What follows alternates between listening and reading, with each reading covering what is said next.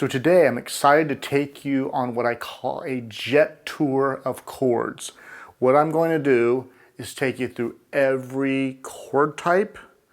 No, I'm not going to give you every chord, that would be too much, but I'm going to give you every type of chord, at least every type of chord that I know of that we can explore on guitar and music, and going to do it in a logical way where we start off with the smaller and simpler chords and we keep building up on that knowledge to get to the bigger and the more advanced chords.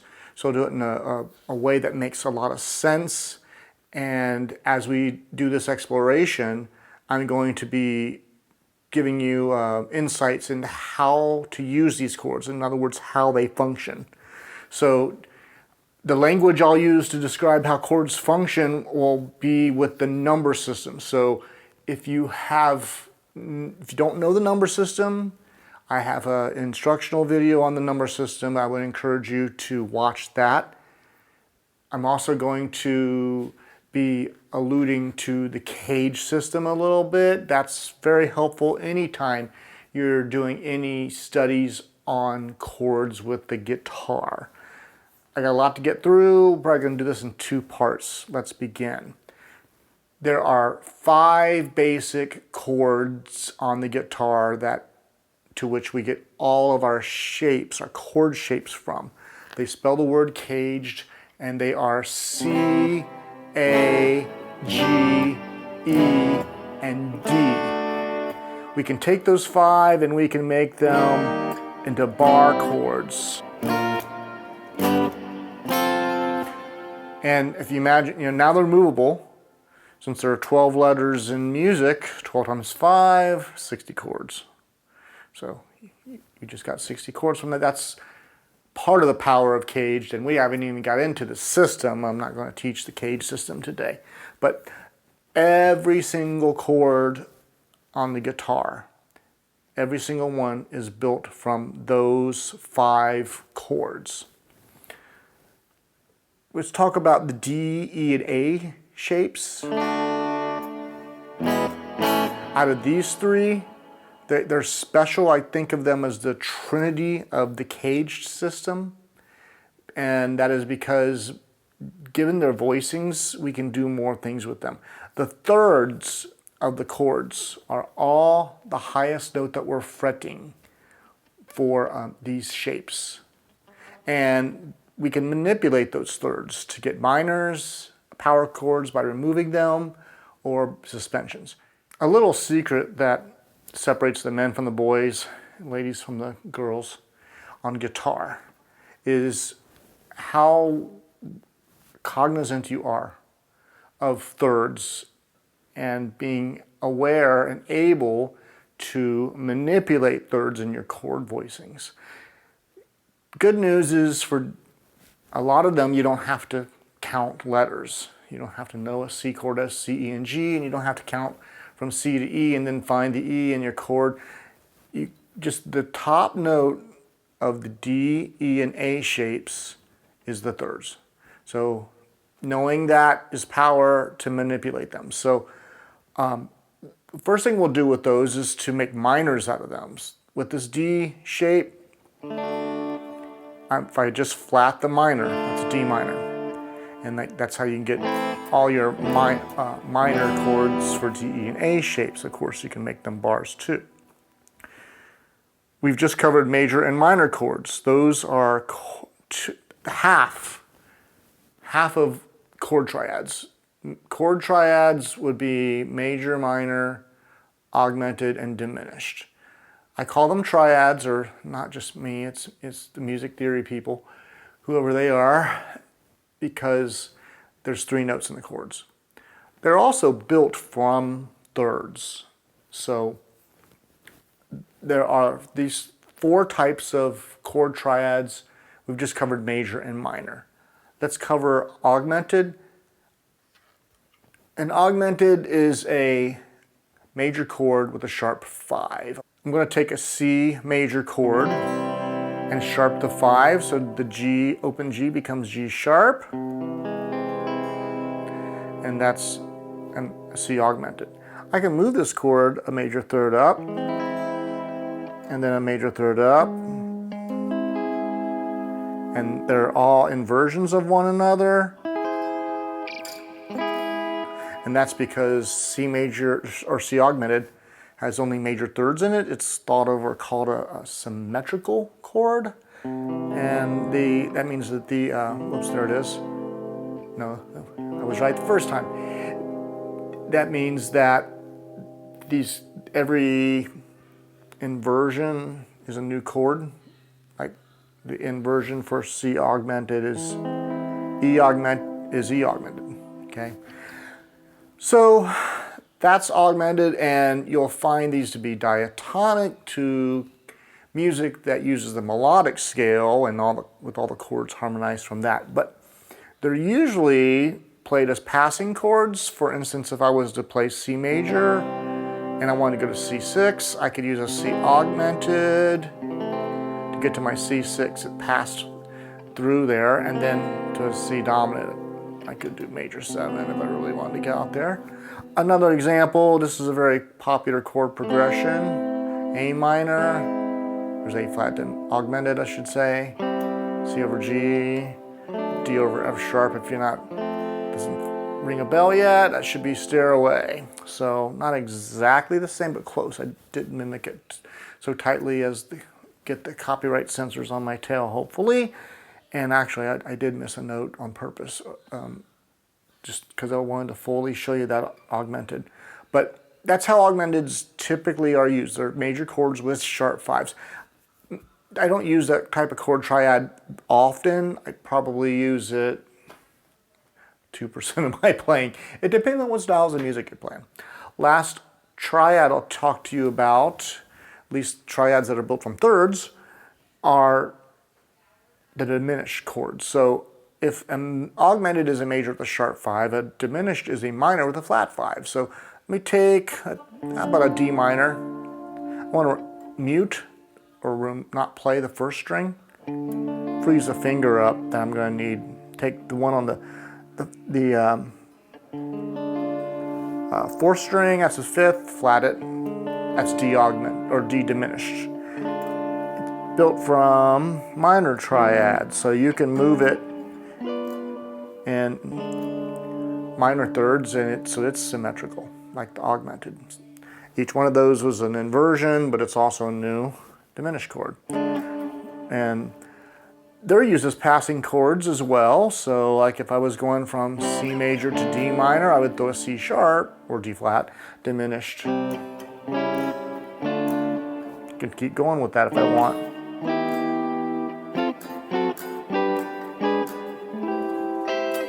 So you can play them kind of between the cracks of the other chords. There's another 3-note chord that is, I don't know if you should call them triads, and I don't think of them as triads, but they're 3-note chords and they're suspensions. They're modifications of triads. That's really probably how to think of them. So we go back to the D, E, and A shapes because we remember what we said about D, E, and A, the Trinity of caged, and how the thirds are easy to manipulate. Take this D major, and you see me moving that's the third, it's the highest note you fret for those 3. If I take the third and I raise it a half step, it's a D sus. When people say D sus, it's short for D sus 4. That's the 4th note. It's got tension, it wants to resolve to the pure triad, okay? It's got more color. Now, if you know the number system, you probably know how every chord I've played functions within the number system. You might not have known that the diminished chord functioned as passing, and a lot of times the number system they teach that diminished are played over the 7. If you watch my video, I teach something slightly different because you hardly ever see diminished chords used as chord number 7. My point is so far I haven't been talking to you about how chords function outside of like the passing chord stuff. I haven't been talking to you about how they function in terms of numbers, because you should know major chords are 1, 4, 5 and minors are 2, 3, 6, 7, 7, or diminished is 7. Now you know it's a passing chord as well. But let's start talking like that with suspensions. So a D sus, or any sus, i.e. sus4, functions as a 1 and a 5 chord. If I was in the key of D, it would function like that, and then the 5 chord would work. Now if I took the G and suspended it, it sounds good. So sometimes things sound good despite the theory. In theory, that note's not in the key, but it's Mixolydian. Turning it from D major to D Mixolydian, and we love D Mixolydian, so it works. But you're adding an outside note if you substitute the 4 chord with sus4. Little thing to make a note of if it matters. Might matter if you're trying to figure out what scale to play. You might play a Mixolydian instead of, like in a key of D, D Mixolydian instead of D major. Let's talk about sus2, going back to the D shape. We talked about how if you flat the third, it's a minor. If you drop it a whole step, visualize it there even though it's open. That's a sus2, D sus2. You can swap any major chord with a sus2. You can even swap minor chords with sus2. So D minor to D sus2. So those are suspended chords. Let's talk about how to make extensions, chord extensions out of the diminished that we were playing earlier. I was showing you how to do like a triad, just a straight triad, so it's only 3 notes. When we talk about extensions, we're talking about adding another third or appending another third to these chords. And that's when you get, instead of just 1, 3, 5, you get 1, 3, 5, 7. And so extensions mean 7ths, 9ths, 11ths, and 13ths. I can do that with diminished, and if I add a 7th to it, it's going to be, I had to think about that for a second. There's a half-diminished, which is also known as a minor 7, flat 5. Took a minor 7 and took that 5 and flat it, mute the first string, because you don't have enough fingers to play them all. It's a half-dim, and then if you were to take that 7 and down another half step, that's a full diminished chord, okay? The full diminished has all minor thirds in it, and you can move this in minor thirds. It's symmetrical again. These are still used as passing chords, just like the triads were. Let's get into the remainder of chord extensions, and as we go forward, I'm going to be thinking of extensions just as major, specifically major 7ths, 9ths and 11ths and 13ths, dominants, and minor. So start with major 7. If you just take any chord triad, I'm taking an A shape C. If you were to go to 8, 1, 2, 3, 4, 5, 6, 7, 8, there's an 8, and drop it a half step, you have a major 7. It's a very chill chord. It's used a lot in jazz. It functions as a 1 major or a 4 major. It won't work as the 5. It's also in Under the Bridge by Chili Peppers, so don't lock these chords down to one genre. Now if we took that 7 and we dropped it another half step, kind of like what you saw us do with the diminished earlier, you have a dominant, C dominant 7. It's still a major chord even though you don't see the word major in the name. Dominant 7ths work really well over the 5 chord, so I could play 1 and 4 as major 7 and 5 as dominant, and key is C, and I'd get C major, F major 7, and the G dominant 7, and back to C major 7. That's if I want to stick everything in a key of C major, no modulations. It's kind of boring in my opinion, but part of it's the rhythm I just did too. The dominant 7ths, you can also just break all the rules and do what blues does and play 1, 4, 5s with dominant 7ths. And the key is C, that might be.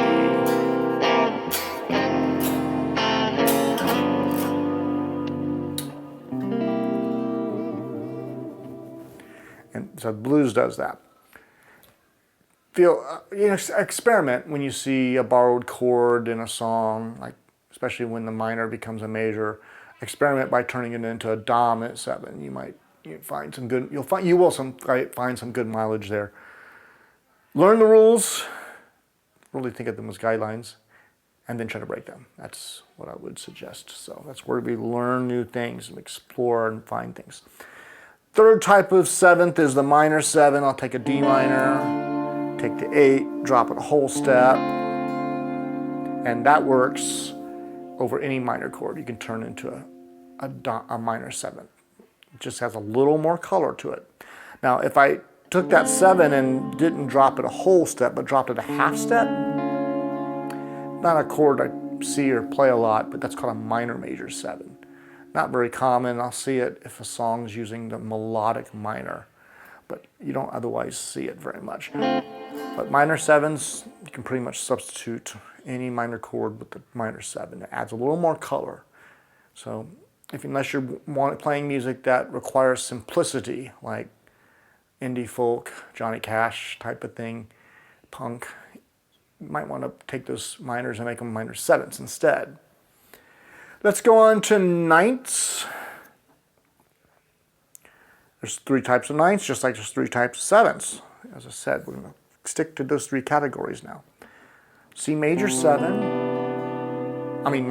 C major 9 functions really like the C major 7 did. It's got that chill sound, it's jazzy, okay? Works as a 1 and a 4 chord. C dominant 9, it's back to the blues. So just like the 7s, I prefer the dominant 9s over the dominant 7s when I play the blues.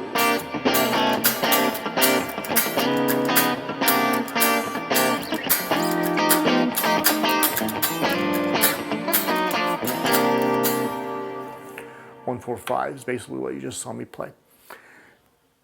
Then we have your minor 9s. So 2 and 6 work well for minor 9. Over 3, you're not going to see a minor 9 because you're introducing an outside note. You have to either take that 9 and flat it, or just, and I don't like the minor 7 flat 9. It doesn't sound that good. So that you won't see it over a 3 chord so much. You'll see something else like that one, or I'll just play a straight minor 7, and that's a different voicing, and that's a different voicing than you might commonly see, but it works well. Let's go to 11s. I never see a major 11, and that's why. It's very dissonant. There's 2 points of dissonance in this chord that don't make it really work very well. So that's not common. Not impossible to see, but you don't see it very often. But dominant 9s or dominant 11s, you see all the time. And this works as a 5 chord, it's like all the dominants, right? Diatonically. Now, we're getting in the bigger chords, and the chords get unwieldy. There's a lot of notes in these chords. There's 6 notes in an 11th chord. We only have 6 strings, 5 fingers. What we start doing is playing shell voicings. And a shell voicing means you play the most important or most essential notes of the chord, and then whatever notes are associated with the identity of the chord, you'd add as well, usually in the name. The 3rd and the 7th is the most important notes, believe it or not. You'd think the root would be included there, and the root is technically in the name, but it's a note you can sacrifice potentially, especially if you have a bass player playing.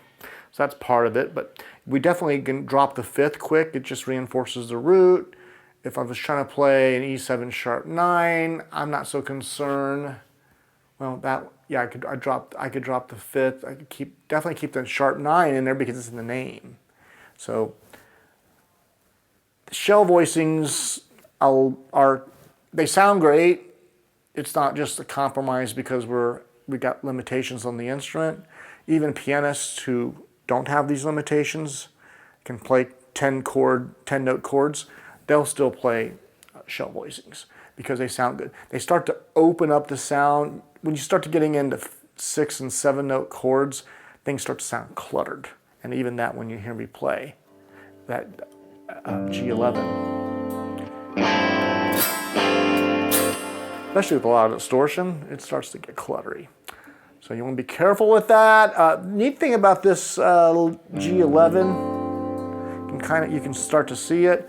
It's also an F major with a G bass. Like if you took an F and just moved the G to there, you got to make sure. Yeah, that's it. If you just take an F and you move the G there, it's F over G is a G11. This chord works as a 5 chord. You can hear it.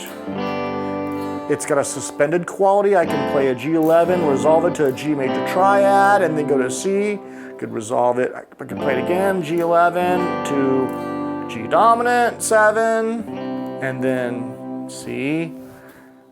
And there's other ways to use it. There's another one I'll show you real quick because it's neat voicing. It's just maybe not neat, but it's easy. It's a straight line, 5 strings. So it's a G11. There's a E11, D11, C11. And they move neat in fourths and half steps. A lot of these chords do that, like the bigger chords, the more complex chords work well in half steps and minor thirds. Diminished definitely does, and as you get into these more advanced chords, you can see, hopefully, that looks like an F chord, the bottom an F chord, but the bass moved to G. So it's F over G. Minor 11, that's beautiful. You can swap out a 6 chord with the minor 11. The 2 chord works, and then the 3 chord you got to be careful with because, again, you got that 9 that you got to watch. 13th chords. A 13, the most common use I see is the dominant 13. Here's a G13. I can add the 9 on top if I want. I omitted it the first time so you could hear that 13 on top. It just helps you hear the identity of the chord. Great blues substitute.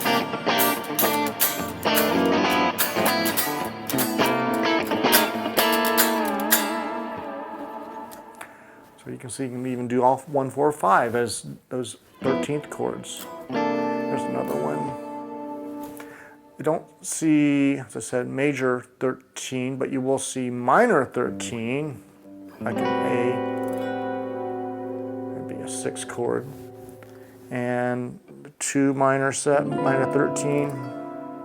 But you got to be careful with the E, the 3, because you don't want that. Those 2 notes aren't in they're not in the key. You have to do a flat 13 or flat. For the 3 chord, you'd have to do an E minor, make sure I get this right, E minor, flat 9, flat 13. I got it, okay? So 3 chord, you gotta be careful about those with minor extensions as you get up to the 9ths and beyond. I've almost covered everything. I'm not gonna cover quartal voicings today, that's a future video. So please like and subscribe if you don't wanna miss content like that. But the last thing I want to cover is altered chords, altered 7ths. A lot of times I'll see chord charts just write G alt. They don't even spell out the type of alt chord they want. But the most common alterations of chords are dominant 7ths, and we'll either sharp the 5, sharp the 9, or flat the 9, sometimes flat the 9. Flat the 5. So in other words, the 5 and the 9 get modified the most, sharped or flatted. So there's a G7 sharp 5. So G9 sharp 5. Here's a G7 sharp 5 flat 9. And here's a G7 sharp 5 sharp 9. The Jimi Hendrix chord we're probably familiar with. G7 sharp 9. We could also, I see these sometimes with major sevenths. Here's a C major 7 with a sharp 11. So you will see those sometimes. A sharp 11 is the same note as a sharp 4, it's just different octave range. It's also the same note as a flat 5.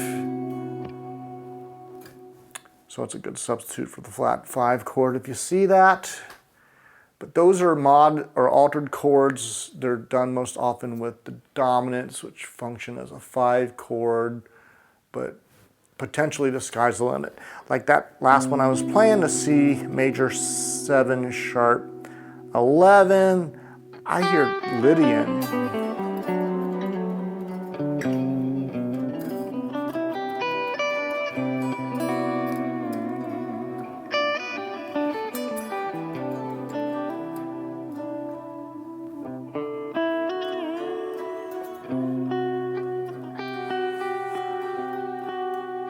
Hear it?